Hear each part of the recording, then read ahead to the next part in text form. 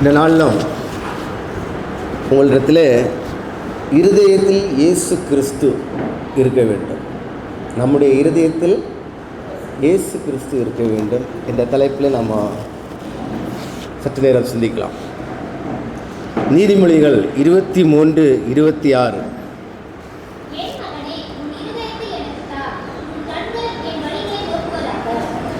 வெளிப்படுத்தல் 3:20.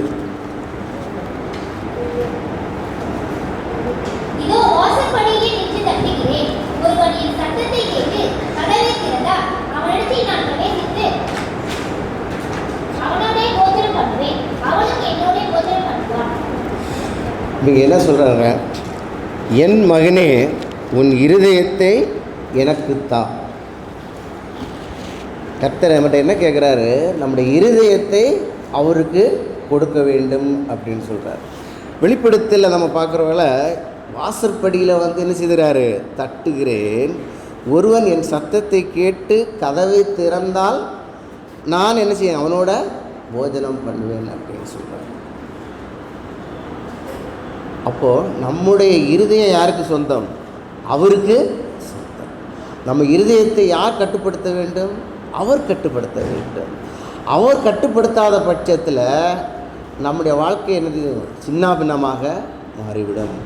நீங்கள் பார்த்தீங்கன்னா, நீங்கள் காண்கிறதான ஒரு மிகப்பெரிய ஏரோப்ளேன், அது மிகப்பெரிய தொழில்நுட்பம். பழைய காலத்தில் மாதக்கணக்கில் போய் சேர வேண்டிய ஒரு இடத்த ஒரு மணி நேரத்திலேயே நம்ம என்ன செய்கிறோம்? போய் சேர்ந்துடுறோம். அந்த அளவுக்கு மிகப்பெரிய தொழில்நுட்பம் மறைந்தது ஏரோப்ளேன். அந்த ஏரோப்ளேன் அந்த இவருடைய பைலட்டுடைய கண்ட்ரோலில் என்ன செய்யணும்? இருக்கணும். பைலட்டு கண்ட்ரோல் அது வரலன்னு வைங்களேன், என்னதான் தொழில்நுட்பம் இருந்தாலும், எவ்வளோ பெரியதாக இருந்தாலும், எவ்வளோ வேகமாக போகக்கூடியதாக இருந்தாலும், எவ்வளோ பயனை கொடுக்கக்கூடியதாக இருந்தாலும் அது என்ன செய்யும்? ஒன்றுக்கும் பயன் இல்லாமல் சுக்கு நீராக என்ன செய்யணும்? நொறுங்கி போயிடும். நம்முடைய வாழ்க்கையை கட்டுப்படுத்துறது நம்முடைய இருதயம். அந்த இருதயத்தை கட்டுப்படுத்துறது யாராக இருக்கணும்? கர்த்தர் கட்டுப்படுத்துகிறதா இருந்தால் தான் நம்முடைய வாழ்க்கை கர்த்தருக்கு பிரயோஜனமாக இருக்கும், நமக்கு பிரயோஜனமாக இருக்கும், மக்கள் எல்லாருக்கும் பிரயோஜனமாக இருக்கும். அதான் நம்ம இன்றைக்கி படித்தோம். நம்முடைய சரீரம் என்னது? அவருடைய ஆலயம். அந்த ஆலயம் என்ன செய்யக்கூடாது? தீட்டுப்படக்கூடாது. நம்முடைய சரீரமாகிய ஆலயத்தில் யார் வாசம் பண்ணணும்? அவர் வாசம் பண்ணணும். முதலாவதாக இந்த இருதயம் யாருக்கு சொந்தம்? அவருக்கு சொந்தம். கொலோசியர் 1:16.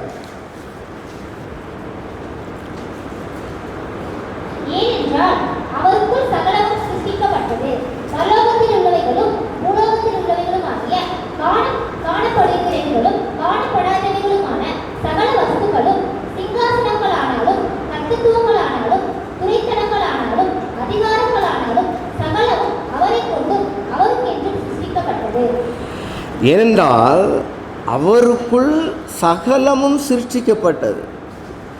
இந்த நீங்கள் காண்கிற காணாத எல்லாவற்றையும் சிருஷ்டித்தது யார்? அவர் சிருஷ்டித்தார். பரலோகத்தில் உள்ளவைகளும் பூலோகத்தில் உள்ளவைகளுமாகிய காணப்படுகிறவைகளும் காணப்படாதவைகளுமான சகல வஸ்துக்களும். இப்போ நம்ம காண்கிறது கொஞ்சம். கடலுக்கடியில் எவ்வளவோ ஜீவராசிகள் இருக்குது. இங்கே காணாத வானங்களில் எத்தனையோ இதுகளெல்லாம் இருக்குது, கோள்கள் இருக்கின்றன. அதெல்லாம் நம்ம பார்க்கல. நம்ம பார்க்குறது என்னது? கொஞ்சம் தான் பார்க்குறோம். நீங்கள் பார்த்துருக்கீங்கன்னு எங்கே பார்ப்பீங்க? சென்னை பட்டணத்தை பார்த்துருப்பீங்க. இந்தியா ஃபுல்லாக நீங்கள் போய் பார்த்துருக்கீங்களா? யாரால் பார்க்க முடியுமா? எவ்வளோ காரியங்கள் இருக்கிறது, எத்தனையோ ஜீவராசிகள் இருக்காங்க. இவை எல்லாவற்றையும் யார் படைத்தார்? அவர் தான் படைத்தார். காணப்படுவர்களும் காணப்படாதவர்களுமான சகல வஸ்துக்களும், சிங்காசனங்களானாலும் கர்த்தத்துவங்களானாலும் துரைத்தனங்களானாலும் அதிகாரங்களானாலும் சகலமும் அவரை கொண்டும் அவருக்கென்றும் சிருஷ்டிக்கப்பட்டது. என்ன சொல்லுது? படைக்கப்பட்டவைகள் அனைத்துமே அவரை கொண்டும். அது யாருக்காக? அவருக்கென்று. இந்த படைக்கப்பட்ட எல்லாமே அவருக்கென்று சிருஷ்டிக்கப்பட்டது. அப்போது நம்முடைய இருதயம் யாருக்கு தான் சொந்தம்? அவருக்கு தான் சொந்தம். நம்முடைய வாழ்க்கையை கட்டுப்படுத்துகிற அதிகாரம் அவருக்கு மட்டும்தான் நம்ம என்ன செய்யணும், கொடுக்கணும். எல்லாமே அவருடைய கண்ட்ரோலில் நம்ம என்ன செய்யணும், வரணும். நீங்கள் பார்க்கறதான ஒரு பெரிய சூரியனை பாருங்களேன். அந்த சூரியனை ஒரே ஒரு வார்த்தையில் படைச்சிட்டு மற்ற எல்லா ஜீவராசிகள் எல்லாவற்றையுமே ஒரே ஒரு வார்த்தையில் உண்டாக்கப்படுவது என்று சொன்ன அடுத்த செகண்டே அது உண்டாயிடுச்சு.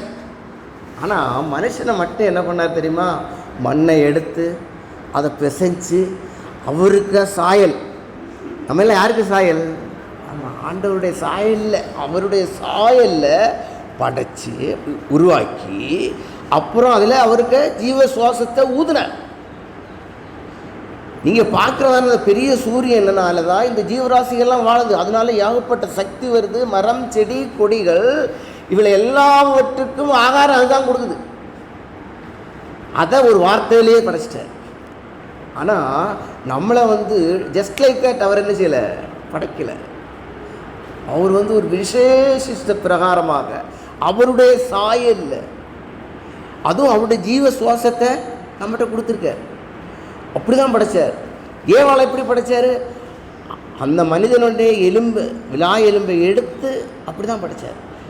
ஆக ஒரு விசேஷித்த விதமாக ஒரு வித்தியாசமாக நம்மளை என்ன செய்கிறார், அவர் படைத்திருக்கிறார். அப்பேற்பட்ட நாம் என்ன செய்யக்கூடாது, சாத்தானுடைய வழியில் விழுந்துடக்கூடாது. இந்த உலகத்தில் எல்லாவற்றையும் அவன் என்ன செய்ய வச்சிருக்கிறான். ஏவாளை என்ன பண்ணான், அழகான பழத்தை காமிச்சு வீழ்த்தி போட்டான். அதே மாதிரி நம்ம காண்கிற அநேக காரியங்கள் நம்மளை ஈர்க்கும். ஆனால் அந்த ஈர்ப்புக்குள்ளால் நாம் விழுந்து விடாதபடிக்கு இந்த காரியம் தவறு, இது தவறு, இது சரி என்பதை கர்த்தர் நமக்கு விளக்குவார். ஆவியானவர் நமக்கு விளக்குவார். இந்த வேதத்தில் அநேக வசனங்கள் சொல்லப்பட்டிருக்கு. இதன்படி அவருக்கு கீழ்ப்படிந்து சாத்தான் நம்மளை வஞ்சித்து போடாதபடிக்கு என்ன செய்யணும், காத்துக்கொள்ள வேணும். நம்முடைய இருதயத்தில் சாத்தானுக்கு என்ன செய்யக்கூடாது, இடம் கொடுத்துடக்கூடாது. நீங்கள் ஒரு வீடை கட்டியிருக்கிறீங்கன்னு வைங்களேன், அந்த வீடை ஒரு வாடகைக்கு விட்டீங்க. அந்த வாடகைக்கு விட்டாச்சுன்னா அந்த வாடகைக்குள்ள யார் இருக்கா, ஒருத்தர் உட்காந்துக்கிறாங்க. நீங்கள் அங்கே உள்ள ஈஸியாக போக முடியாது. அங்கே போகணுன்னா தட்டி வரலாமான்னு கேட்டு தான் போகணும். கொஞ்ச நாள் கழித்து அவர் என்ன பண்ணுறாரு, நான் வெளியேற மாட்டேன்றாருன்னு வச்சுங்களேன், அவ்வளோதான். நீங்கள் உங்கள் வீடு உங்களுக்கே சொந்தம் இல்லாமல் போகும். ஒரு 10-15 வருஷம் ஆகி போச்சுன்னா அந்த வீடை என்ன செய்யணும், திரும்ப நீங்கள் அவனுக்கு ஒரு அமௌண்ட்டை கொடுத்து தான் நீங்கள் என்ன செய்யணும், வெளியே தரலாம். அப்படியே தான் கர்த்தர் நம்மளை எல்லாரையும் சிருஷ்டித்தார். ஆதாம் ஏவாளை சிருஷ்டித்தார். அதன் மூலமாக நாம் படைக்கப்பட்டிருக்கிறோம். அப்படி படைக்கப்பட்ட நாம் சாத்தானுக்கு ஆதாம் ஏவாள் இடம் கொடுத்ததுனால, பாவம் இந்த உலகத்தில் வந்ததுனால சாத்தான் என்ன செய்துட்டான், நம்ம எல்லார் மேலேயும், இந்த மனித ஜனங்கள் எல்லாருக்கும் இருதயத்திலையும் குடி புகுந்ததுனால எங்கே பார்த்தாலும் பாவம். இந்த பாவத்தை மீட்கும் பொருட்டாக இயேசு கிறிஸ்து என்ன பண்ணார், விலைக்கிரயம் கொடுத்தார். நீங்கள் பார்த்தீங்கன்னா 1 கொரிந்தியர் 6:20 கிரயத்துக்கு கொல்லப்பட்டீர்களே, ஆகையால் தேவனுக்கு உடையவர்களாகிய உங்கள் சரீரத்தினாலும் உங்கள் அவயத்தினாலும் தேவனை மகிமைப்படுத்துங்கள். அதாவது 2வது விலை கொடுத்து வாங்கியிருக்கார். அன்னைக்கு நம்மளை எல்லாரையும் படைச்சது யார், அவர் தான் படைச்சார். ஆனால் சாத்தான் நம்மளை என்ன செய்தார், இழுத்து கொண்டதுனால திரும்பவுமாக அவர் சொந்த இரத்தத்தை சிந்தி சிலுவையிலே பலியாகி திரும்ப நாம என்ன பண்ணார், விலைக்கிரயம் கொடுத்து நம்மளை வாங்கியிருக்க. அப்போது நம்மளை விலைக்கிரயம் கொடுத்து வாங்கப்பட்டதான நம்முடைய சரீரம், நம்முடைய இருதயம் யாருக்கு சொந்தம், அவருக்கு தான் சொந்தம். அந்த சரீரத்துக்குள்ளே, அந்த இருதயத்திலே சாத்தான் என்ன செய்து கூடாது, பூந்து விட கூடாது. நம்மளை யார் வாசம் பண்ணணும், இயேசு கிறிஸ்து நம்மளை என்ன செய்யணும், வாசம் பண்ண வேண்டும். கலாத்தியர் 2:20 நீங்கள் பார்த்தீங்கன்னா, இனி நான் அல்ல கிறிஸ்துவே எனக்குள் பிழைத்திருக்கிறார் என்று சொல்லுகிறார். ஆக நம்மளை பிழைச்சிருக்கிறது யாராக இருக்கணும், கிறிஸ்துவ தான் இருக்கணும். நம்முடைய இருதயத்தில் யாருக்கும் இடம் கொடுக்காது, சாத்தானுக்கு இடம் கொடுத்து விடக்கூடாது. சாத்தான் நம்மளை வஞ்சித்து விடாதபடிக்கு நம்ம என்ன செய்யணும், கவனமாக இருக்க வேண்டும். இந்த நம்முடைய சரீரத்தை யார் ஆள வேண்டும்? ஆண்டவர் ஆள வேண்டும். ரெண்டாவதாக, நம்முடைய இருதயத்தில் இயேசு கிறிஸ்து வாசம் பண்ணும் பொழுது நம்ம அநேக சோதனைகள் வரும் பொழுது நம்ம என்ன செய்வோம்? ஜெயத்தை பெற்றுக்கொள்வோம். சோதனையில் ஜெயம். யாக்கோபு 1:14.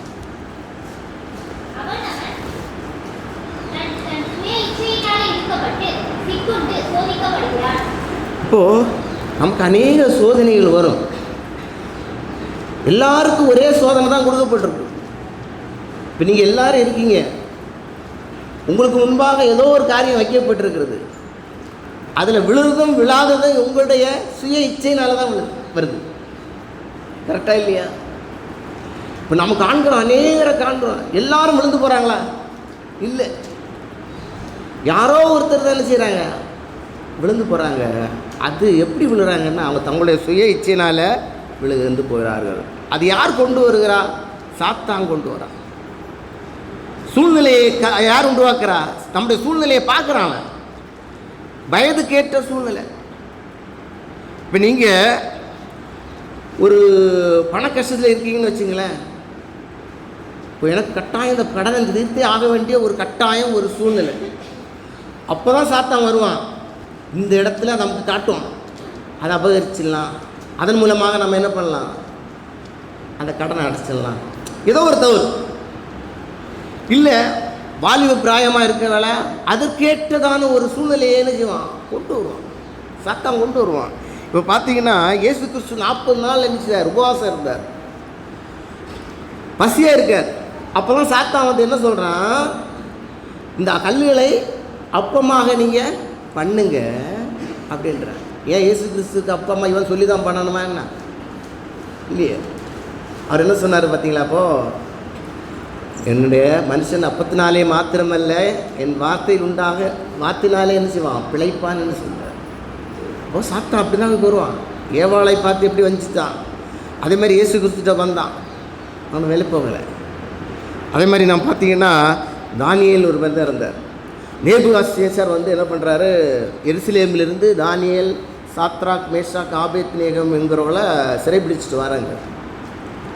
அவனுடைய அரண்மனையில் வேலை செய்வதற்கும், அவனுக்கு ஐடியா சொல்கிறதுக்கும், அவனுக்கு எல்லாத்தையும் பந்தி விசாரிப்பு, இது எல்லாத்துக்காகவும் இந்த யூதர்கள் அறிவானவங்க. அப்போது இவர்களில் இருந்து கொஞ்சம் வேறு என்ன செய்யணும்? ஒரு 3 வருஷம் அவளுக்கு ஸ்பெஷலாக சாப்பாடு கொடு, அவங்களுக்கு தேவையானதெல்லாம் கொடுத்து, ராஜாவுக்கு ஆலோசனை சொல்ல எல்லா காரியங்களையும் செய்வதற்கு இந்த யூதர்களில் ஒரு சிலரெல்லாம் தேர்ந்தெடுக்கணும்னு சொல்லி கொண்டு போயிட்டு அவனுக்கு தனியாக ஆகாரம் எல்லாம் கொடுக்குறதுக்கு ஏற்பாடு பண்ணுறாங்க. அதுக்கான ஆட்களை நியமிச்சாங்க. ஆனால் அந்த தானியேல் என்ன சொல்லிட்டா அப்படின்னா, அதெல்லாம் வேண்டாம், எனக்கு நீ கொடுக்குற வெஜிடபிள்ஸ், என்னது பருப்பு தானியங்கள், இதே நீ கொடுங்க. எனக்கு ராஜாவின் போஜனத்தால் நான் என்னை தீட்டுப்படுத்த மனதில்லை என்று சொல்லி அதை ரிஜெக்ட் பண்ணிட்டேன். அப்போ இவங்கெல்லாம் பயப்படுறாங்க.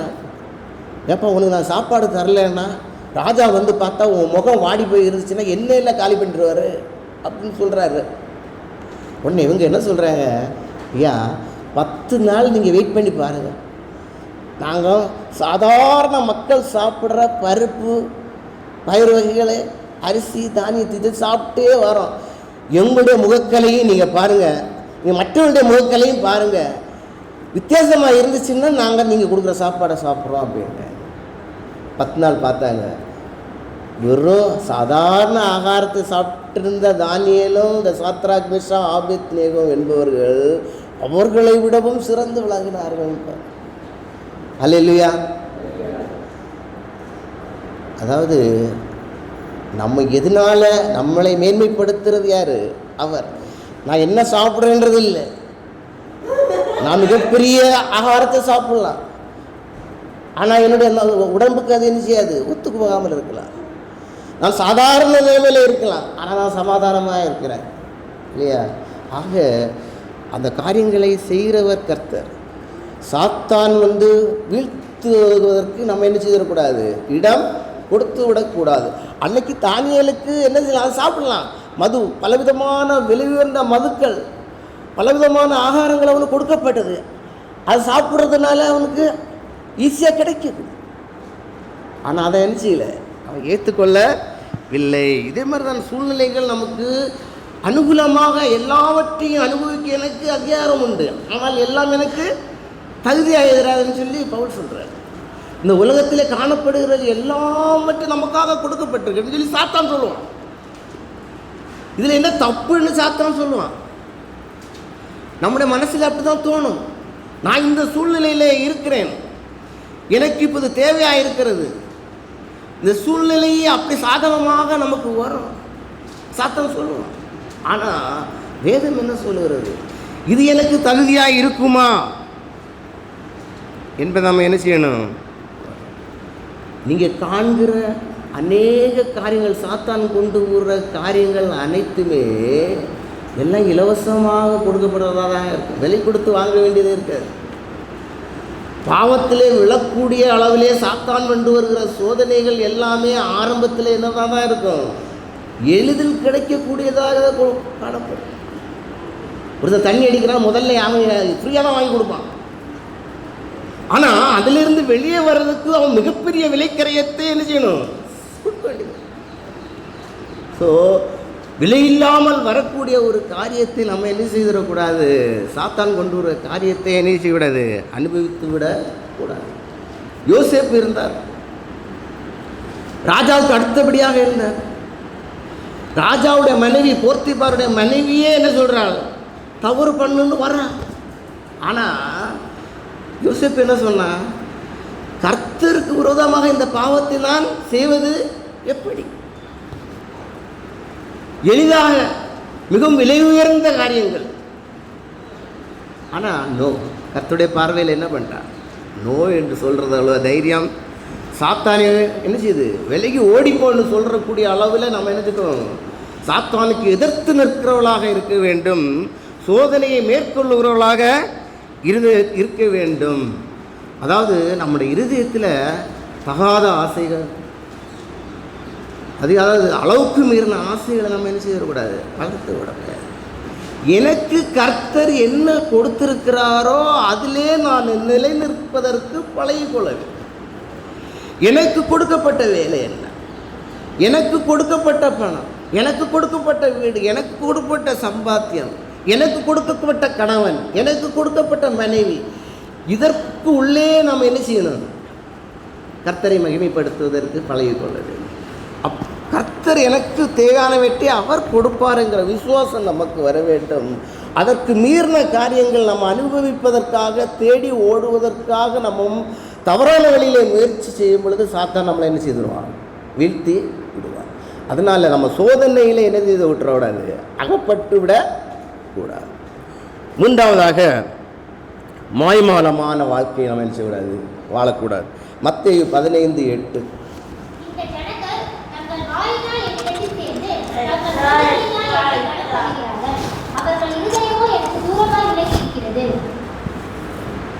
இங்கே பார்த்தீங்கன்னா மத்தேயு 15:8 என்ன சொல்கிறாரு,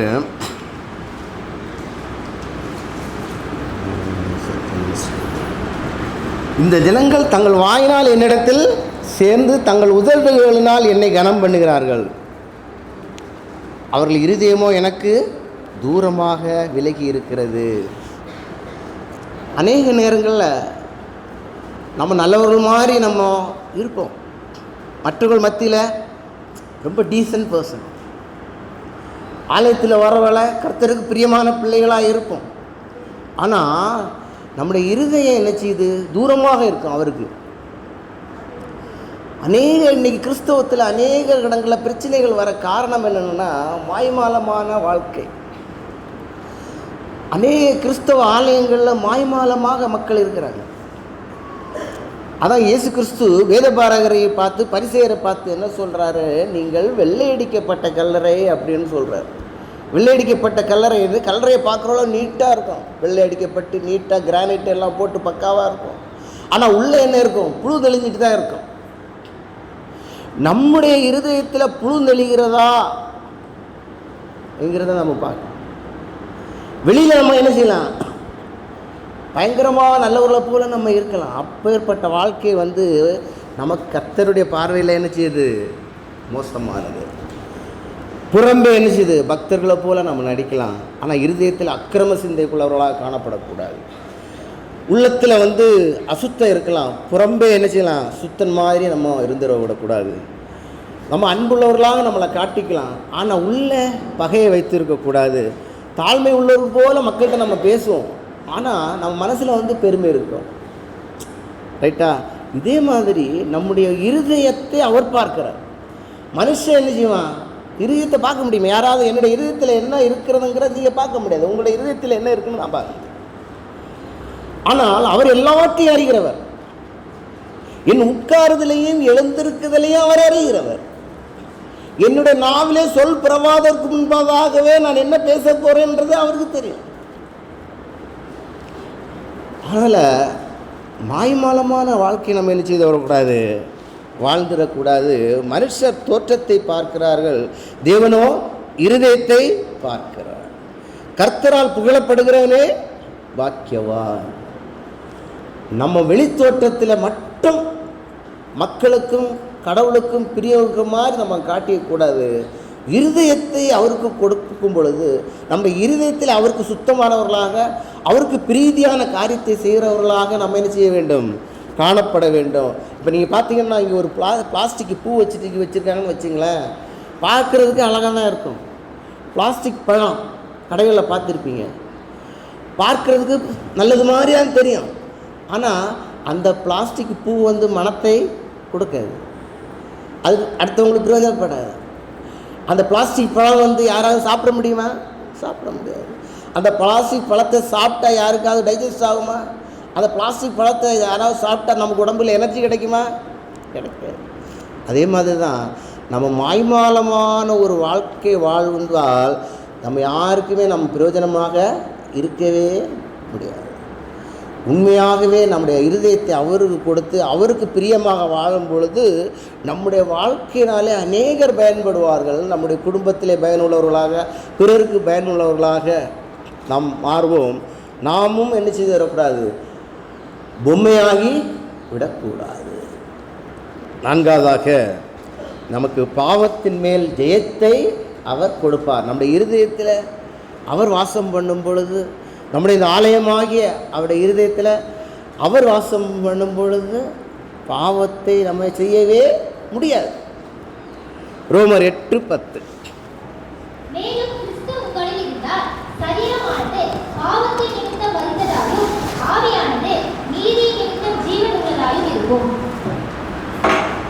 மேலும் கிறிஸ்து உங்களில் இருந்தால் சரீரமானது பாவத்து நிமித்தம் என்னதான் இருக்கும்? மரித்ததாக இருக்கும். இது செத்த பிணம், இதால் எதுவும் செய்ய முடியாது. கிறிஸ்து என்கிட்ட இருக்கும் பொழுது நான் என்கிட்ட அந்த பாவம் என்றது என்ன செய்ய முடியாது? ஒன்றும் என்ன பாவம் செய்ய முடியாது. பாவத்து நிமித்தம் நாம் என்ன செய்யணும்? இந்த உடம்பு சரீரம் மரித்ததாக காணப்படணும்னு பவுல் சொல்கிறார். அந்த அளவுக்கு நம்ம இருக்கணும். ஆனால் ஆவி நிமித்தம் அது என்னதான் இருக்கணும்? ஜீவன் உள்ளதாக காணப்பட வேண்டும். அப்போது நம்ம சரீரத்து இவனா என்னதான் வந்தாலும் இந்த தப்பு பண்ண மாட்டான். இப்போ 1 கோடி ரூபாய் இதில் வச்சுட்டு போனால் கூட அவன் தொடமாட்டான். ஏன்? அவனுடைய ஆசை இச்சைகள் தவறான வழிகள் எல்லாம் நான் சிலுவையில் அறையப்பட்டேன். இவனை நம்பி எதுவும் அப்போ அந்த சரீரம் என்ன செய்யணும்? மரிக்கணும். பாவத்து நிமித்தம் மரித்து போட வேண்டும், மரிக்க வேண்டாம். இவனை ஏதாவது நோண்டி விட்டால் கூட இவன் திட்ட மாட்டான். இவன் அவ்வளோதான், தவறான வார்த்தை பேச மாட்டான். ஏன்னா அவன் ஆண்டவருடைய பிள்ளை. இவன் என்னதான் செஞ்சாலும் இவன் கரெக்டாக நடப்பான்.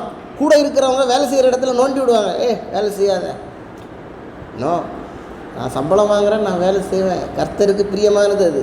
இந்த மாதிரி நம்முடைய வாழ்க்கையில் ஒவ்வொரு காரியத்திலையும் கணவன் மனைவியாக, மாமியார் மருமகளாக, அப்பா மகனாக, அம்மா மகளாக, நம்முடைய ஒவ்வொரு வாழ்க்கையிலும் நம்ம பேசுகிற பேச்சுக்கள், நம்முடைய செயல்கள் எல்லாம் எதுக்கு?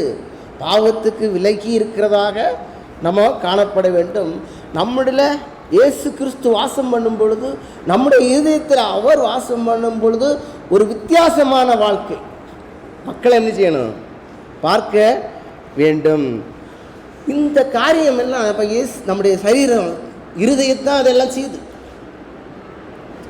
அதான் என்ன சொல்கிறார் எரேமியா 17:9 என்ன சொல்லுதுன்னா, எல்லாவற்றையும் பார்க்கிலும் இருதயமே திருக்குள்ளதும் மகா கேடுள்ளதுமாய் இருக்கிறது. இப்போது இந்த காரியங்கள் எல்லாம் செய்கிறது யாரு? இருதயம்தான். அதான் பார்த்தீங்கன்னா மார்க் 7:21-23 பார்க்கும் பொழுது, எப்படியெனில் மனுஷனுடைய இருதயத்துக்குள்ளிருந்து பொல்லாத சிந்தனைகளும் விபச்சாரங்களும் வேசித்தனங்களும் கொலைபாதகங்களும் களவுகளும் பொருளாசையும் துஷ்டத்தனங்களும் கபடும் காம விகாரமும் வன்கண்ணும் தூஷணமும் பெருமையும் மதிகேடும் புறப்பட்டு வரும். இப்போது இந்த காரியங்கள் எல்லாம் எங்கேருந்து தான் புறப்பட்டு வருது? மனுஷனுடைய இருதயத்தில். இப்போ ஒருத்தனை நீங்கள் அடிக்கிறீங்கன்னு வச்சுங்களேன், கை அடிக்குதான், ஆனால் அதை செயல்படுத்துறது செய்ய சொல்கிறது யார்? இருதயம். ஒருத்தரை மோசமாக திட்டுறீங்க, நாவு தான் திட்டுது, ஆனால் அது செயல்படுத்துறது யார்? செய்ய வைக்கிறது யார்? கண்ட்ரோல் பண்ணுறது யார்? இருதயம். அப்போது எல்லாத்துக்கும் மூல காரணம் யார்? எல்லாத்துக்கும் திருக்கு உள்ளது யாது? இருதயம். அந்த இருதயம் தான் மகா கேடுள்ளதாக காணப்படுதுன்னு சொல்லி பைபிள் சொல்லுது. அப்போது அந்த இருதயம் யார் ஆளப்பட வேண்டும்? கர்த்தரால் ஆளப்படும் பொழுது இந்த தவறுகள் எல்லாம் நம்முடைய அவயங்கள் என்ன செய்யாது? செயல்படுத்த முடியாது. இப்போ ஒரு மரம் இருக்குது, மற்ற மோசமான புளிக்கிற பழத்தை கொடுக்குதுன்னு வைங்களேன், அந்த கிளையை வெட்டினாலும் திரும்பவும் துளுத்து என்ன செய்யும்? அதே பலன் தான் கொடுக்கும். ஆனால் நம்ம என்ன தான் நாக்கை கட் பண்ணால் கூட இருதயம்தான் என்னது பொல்லாங்கான காரியத்தை செய்கிறது. அந்த நம்ம இருதயத்தில் யார் வாசம் பண்ணணும்?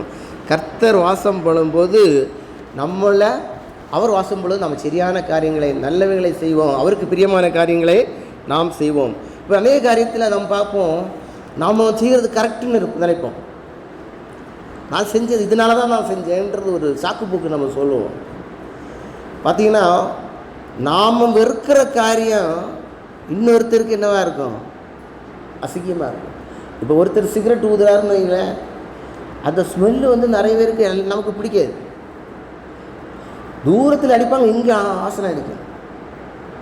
ஒருத்தர் தண்ணி அடிச்சுட்டு வீட்டுக்கு வராருன்னு வைங்களேன், அந்த ஸ்மெல்லு உங்களுக்கு பிடிக்காது, ஆனால் அவருக்கு பிடிச்சிருக்கு.